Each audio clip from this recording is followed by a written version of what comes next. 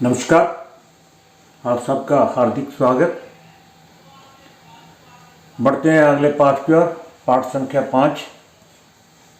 हमारा विषय चल रहा है दशाफल। दशाफल के श्लोकों के बारे में हमने जाना और उनको अप्लाई करके नियमों को भी जाना। आज जो हम बात करेंगे वो सूर्य के दशाफल की, सूर्य के दशाफल की। और दशाफल कौन सी? महादशा की बात करेंगे अब। सूर्य अपनी महादशा में कैसे फल करता है, इसकी आज हम चर्चा करेंगे।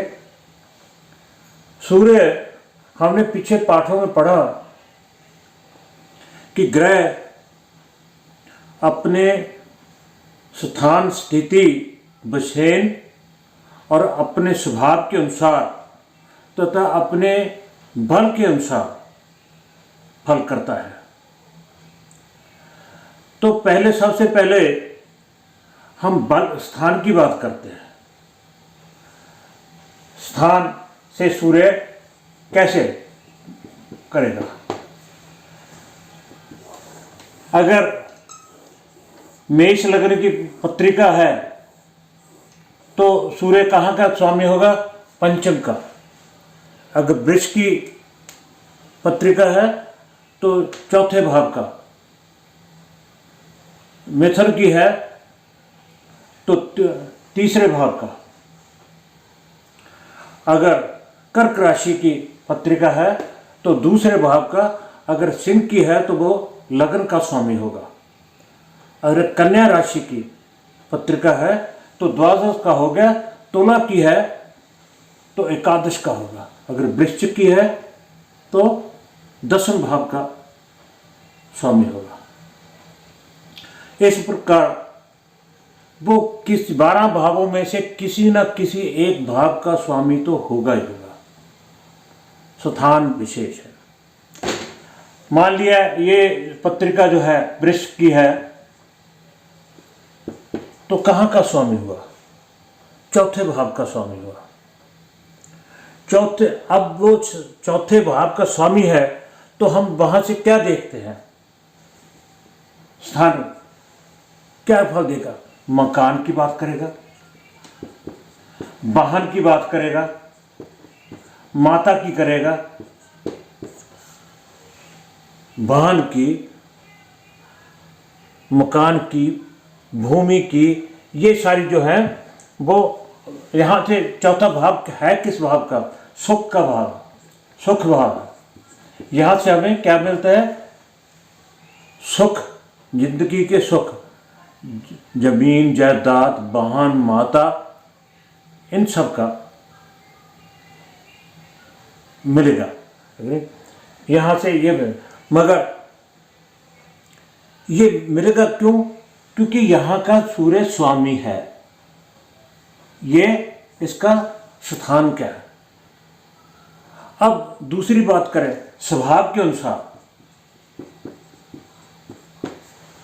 अगर स्वभाव की बात करें तो उसका स्वभाव कैसा है? वो आत्म कारक है, आत्मा का कारक है, पिता का कारक है, हृदय का कारक है, पेट का कारक है और उसके अलावा हड्डी का कारक है। ये उसके, या यूं कहें कि अपने गुण स्वरूप के अनुसार,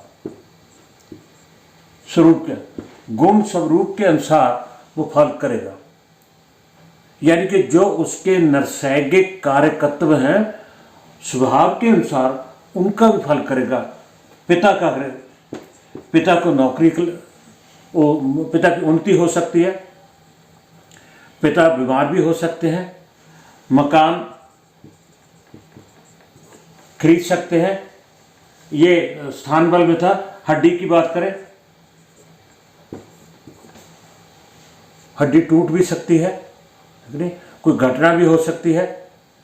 उसके अलावा जो भी, हृदय की बात करें, हृदय की बात कुछ भी हो सकता है। पेट की बात करें, पेट के लिए भी यही कारक है।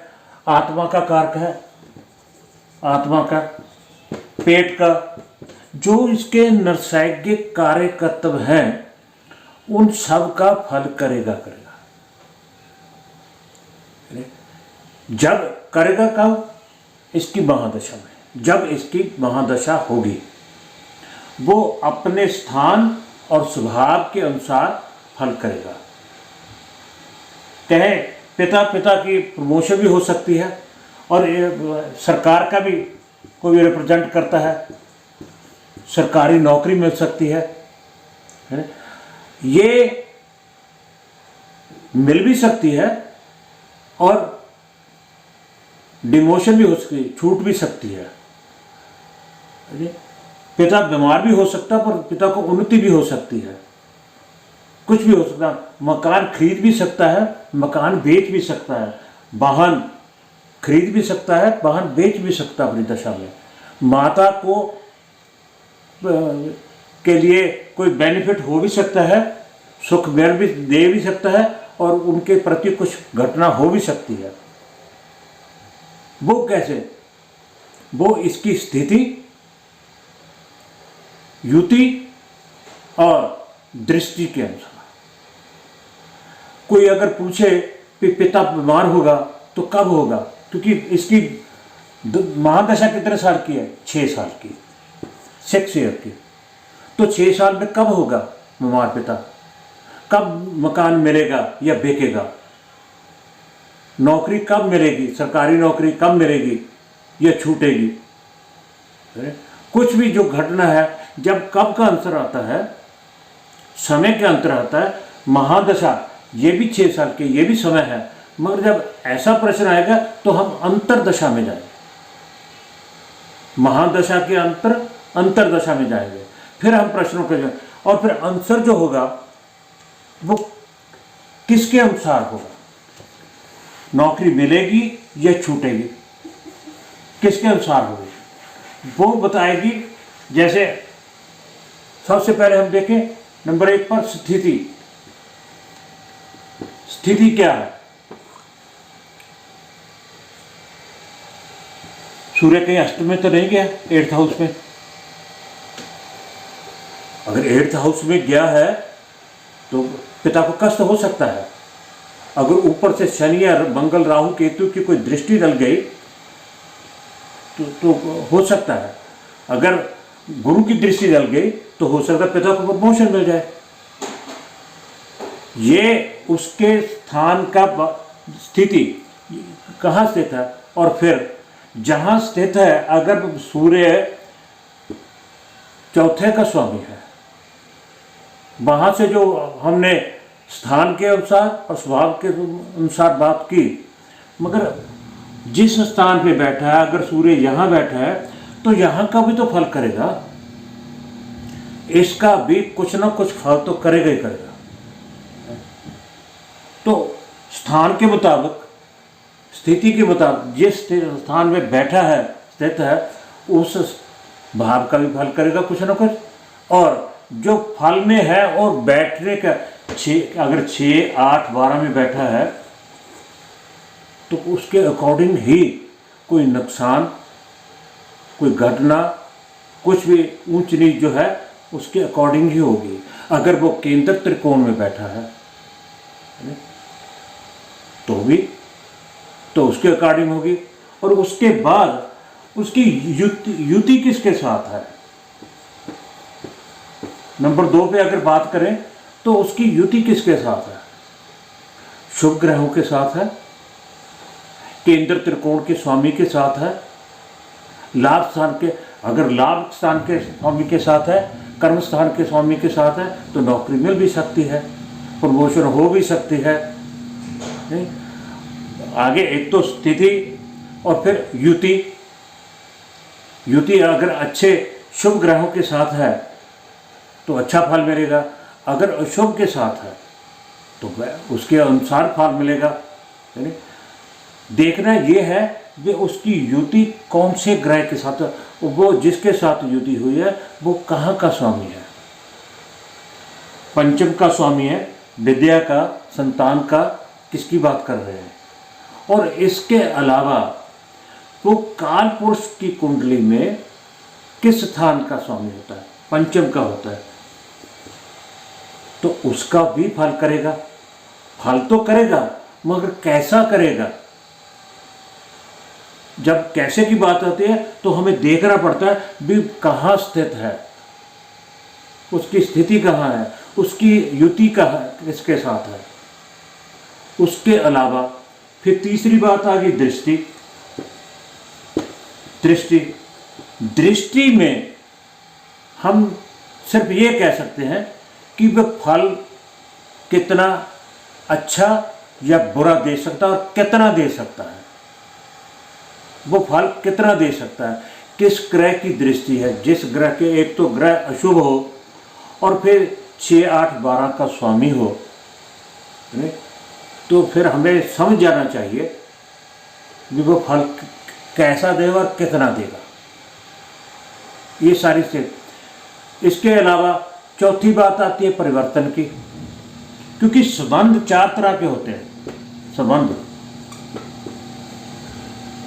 स्थिति, युति, दृष्टि, परिवर्तन, स्थिति और उसके ऊपर दृष्टि। इन चारों संबंधों के अकॉर्डिंग संबंध के जो 4 प्रकार के हैं, इनके अकॉर्डिंग ही फल देगा भी उसने फल कैसा देना।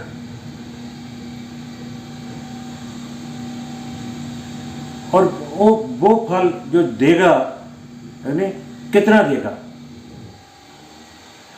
अब बात आती है अगर युति की बात करें, युति की बात करें तो वो राजयोग भी बना सकता है, कुयोग भी बना सकता है। यही नहीं वो राजयोग बनाएगा, है ना, कुयोग भी बनेगा। अगर बैठक कहीं भी है, अगर वो 6, 8, 12 के स्वामी के साथ बैठा है या केंद्र त्रिकोण के स्वामी के साथ उसने युति की है, और की कहाँ है, केंद्र त्रिकोण में की है, 6वें थे, 8वें और 12वें में की है, तीसरे में की है, 11वें में की है, कहाँ। ये सारे फल जो है ना, आपको छोटी छोटी बातों को भी ध्यान में मद्देनजर रख के फिर बात करनी होगी।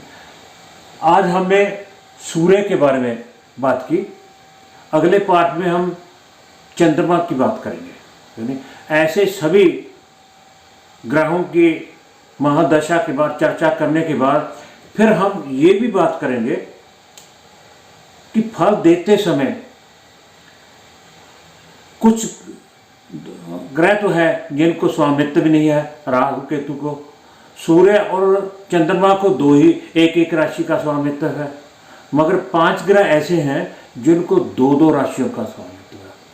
वो 2 राशियों वाले ग्रह फल कैसे करते हैं। मान लिया किसी वो 6ठे का स्वामी है या 8वें का स्वामी है, 7वें लग्न का स्वामी है, 9वें का स्वामी है, 7वें 12वें का स्वामी है, तो पहले फल किस भाव का करेगा और कितना करेगा, किसका फल ज्यादा करेगा, किसका कम करेगा।